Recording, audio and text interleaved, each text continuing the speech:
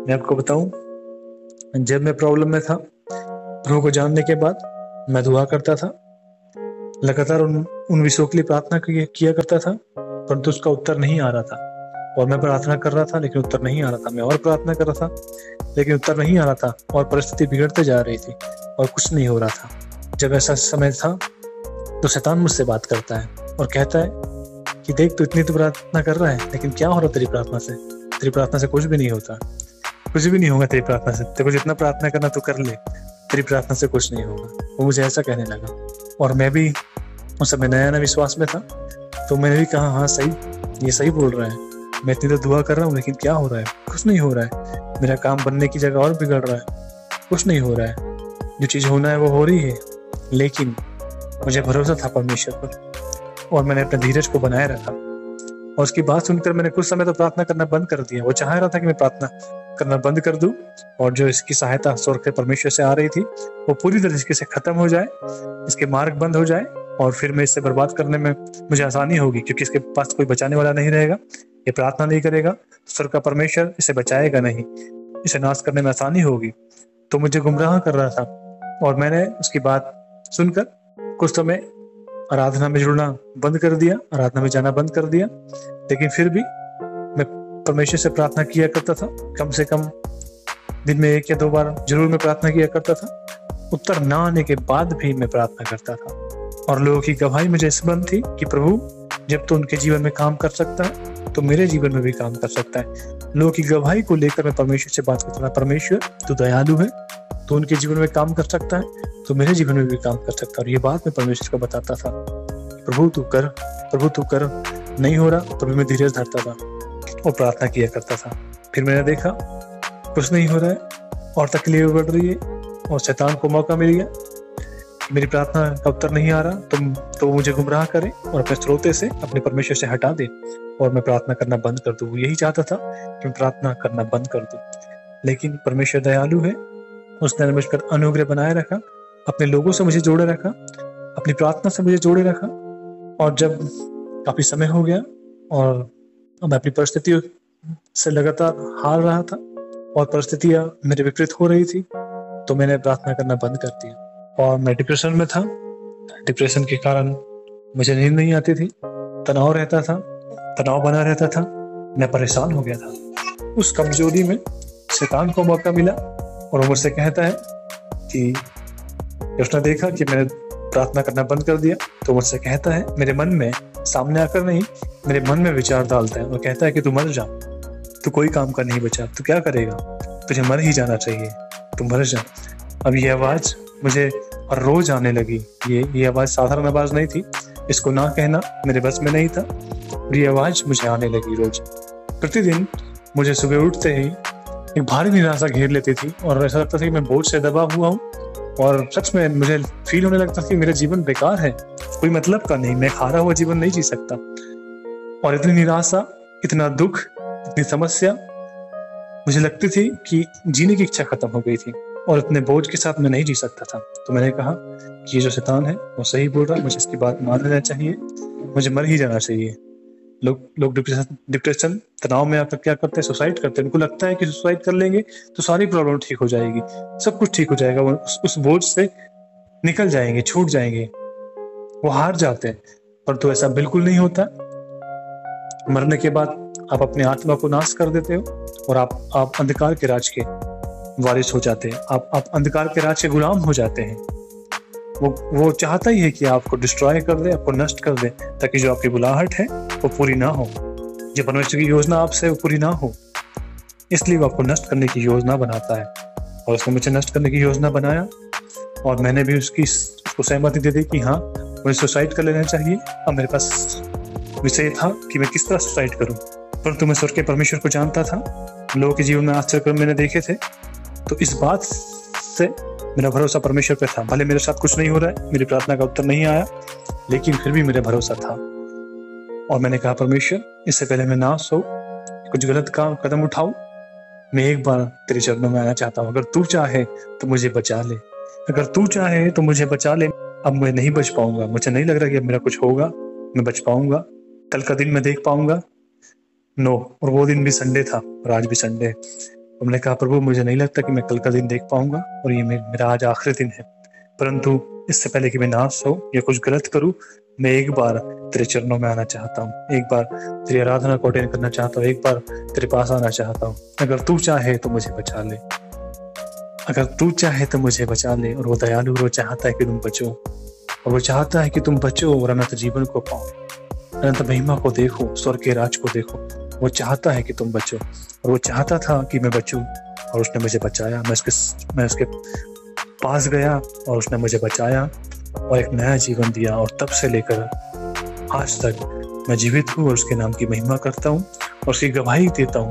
मैं यूं ही उसकी गवाही नहीं दे रहा हूँ, मैं इसलिए उसकी गवाही दे रहा हूँ कि वो सच्चा है और उसने कैसे मुझे बचाया।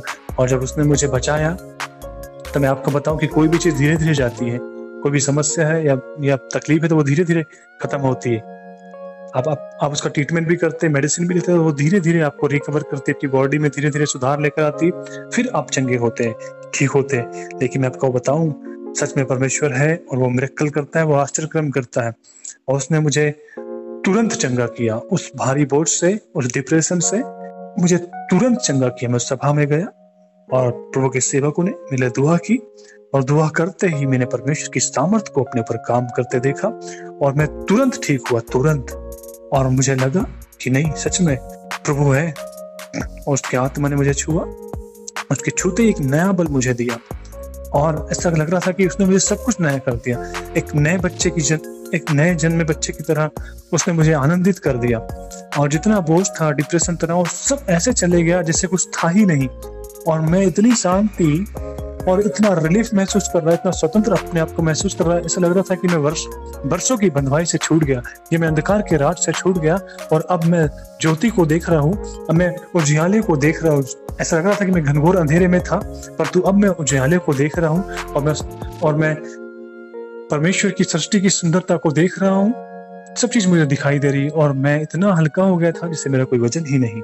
हम शरीर का वजन लगता है, कभी कभी बीमार होते हैं तो शरीर का भी वजन हमें बहुत लगने लगता है, चलना नहीं हो पाता है।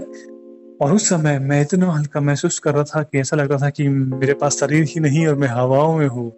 मुझे आज इतनी खुशी मिली कि मैं हवाओं में हूँ, एकदम ऐसी शांति जिससे पहले कभी नहीं देखा था, और एक ऐसा प्रेम मेरे भीतर उमड़ रहा था जो मैंने अब तक नहीं देखा था। ऐसा लग रहा था कि मैं अपनी खुशी कैसे लोगों पर जाहिर करूं, कैसे लोगों से बांटूं। मैं बताऊं कि सच में वो परमेश्वर महान है और सच सब कुछ करने में सामर्थ्य है। उसने ऐसी स्वर्गीय आनंद से, अपनी खुशी से मुझे भर दिया और वो उमड़ रही थी, वो मुझ में समा नहीं रही थी। जैसे स्रोते पे पानी उमड़ता है, चाहे कितना भी उसमें से निकाल लो, वो उमड़ते रहता है, उसका पानी सूखता नहीं। वैसे ही उसके प्रेम से मैं भर गया था और वो मेरे लिए पहला आश्चर्यक्रम था, वो पहला मिरेकल मेरे जीवन में था। इसलिए मैं उसकी गवाही देता हूँ कि वो सच्चा है। और आप भी अपनी प्रार्थना को स्टॉप ना करें, अपनी प्रार्थना को लगातार करें। शैतान कितने भी बाधाएं डाले, कितनी भी रुकावटें डाले, कितना भी आपको गुमराह करे कि आपकी प्रार्थना से कुछ नहीं होता, उससे कहो कि होता है प्रार्थना से। मैंने सुना है जब वो भाई के जीवन में हो सकता तो मेरे जीवन में भी होगा। और मैं प्रार्थना करूंगा, मैं प्रार्थना करूंगी, क्योंकि ये मेरा अधिकार है। ईश्वर के परमेश्वर ने दिया है कि तू मुझसे प्रार्थना कर, मैं तेरी प्रार्थना को सुनकर तुझे उत्तर दूंगा। और आप प्रार्थना करते रहेंगे तो सच में जैसे मैंने जय को देखा, मेरी समस्या खत्म हुई, परमेश्वर ने मुझे निकाला, वो आज आपको भी निकालेगा। चाहे आपकी प्रॉब्लम कैसे भी क्यों ना हो, न्यू समय में परमेश्वर आपको निकालेगा। बस हार मत मानना, परमेश्वर की निंदा ना करना, परमेश्वर को बुरा ना कहना, परंतु बस परमेश्वर को भला ही कहना और उसे दुआ करना। सच में आप ऐसे निकल जाओगे और अगली गवाही आपकी रहेगी, और अगली गवाही आपकी रहेगी कि परमेश्वर भला है और वो भला करता है। जैसा मैं आज उसका गवाह हूँ, वैसे कल आप उसके गवाह होंगे। कब? जब आप विश्वास में स्थिर रहोगे तो आप जय को देखेंगे। और सच में परमेश्वर सब कुछ करने में सामर्थ्य है और वो आपके लिए अवश्य करेगा। बस आप विश्वास में बने रहे, स्वर्ग का परमेश्वर आपकी सहायता करने के लिए तैयार है। आमीन। शैतान आपको नहीं रोक सकता, वो आपको डरा सकता है, गुमराह कर सकता है, आपके माइंड को वॉश कर सकता है, आपको परमेश्वर से हटाने की कोशिश कर सकता है, लेकिन परमेश्वर आपको उसके राज से छुड़ाकर अपने राज्य में लेकर आने के लिए सब कुछ कर सकता है। और जो आप मांग रहे हैं वो आपको परमेश्वर अवश्य देगा। अगर वो आपके लिए उत्तम है, सही है, तो परमेश्वर अपने समय में आपको देगा। आप मांगना बंद ना करें, मांगते रहें, परमेश्वर देगा। और मैं आपको कहूँ, वही नहीं, प्रभु से बढ़कर भी आपको देने वाला प्रभु है। आप मांगे, प्रभु आपको देगा। और सबसे बढ़कर आप प्रभु को पाए, प्रभु से प्रेम रखें, क्योंकि प्रभु आपके साथ है तो सब कुछ आपके साथ है। जब आप प्रभु के साथ ईमानदार हैं तो प्रभु आपको पूरी जिंदगी, जितनी लाइफ आपके पास यहाँ पर है, वो आपकी सहायता करेगा, वो आपकी मदद करेगा। और आप उसके लिए ईमानदार बने रहें, उससे प्रार्थना करते रहें, तो सच में वो आपको अपने राज में प्रवेश कराएगा, आपको स्वर्ग के राज का अधिकारी बनाएगा, वो आपको जिताएगा हर परिस्थितियों से। और आज मैं इसलिए नहीं हारता क्योंकि स्वर्ग का परमेश्वर मेरे साथ है। उसके बाद भी लाइफ में कई बड़े उतार चढ़ाव आए, कई बड़ी समस्याएं आई। अगर परमेश्वर मुझे नहीं संभालता तो मैं कभी नहीं संभल पाता। और परमेश्वर ने मुझे संभाला, दृढ़ किया, मजबूत किया, और वो हर परिस्थिति से मुझे निकालता है। आज मैं कह सकता हूँ कि परमेश्वर मेरा शरण स्थान है। वो मुझे हर तरह की विपत्तियों से निकालता है और मेरा भरोसा उस पर ही है। इसलिए मैं आज टिका हुआ हूँ, इसलिए आज मैं चल पा रहा हूँ। अगर वो नहीं होता तो मैं नहीं चल पाता। मैं सच कह रहा हूँ, मैं एक कदम नहीं चल पाता, मैं एक दिन नहीं जी पाता। अगर परमेश्वर मुझे ना संभाले तो मैं नहीं चल सकता, उसके बिना कुछ भी नहीं।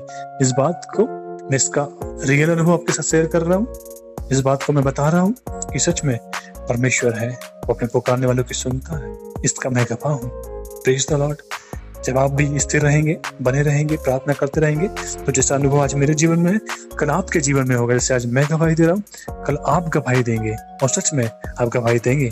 विश्वास रखें यीशु मसीह के नाम में। आमीन।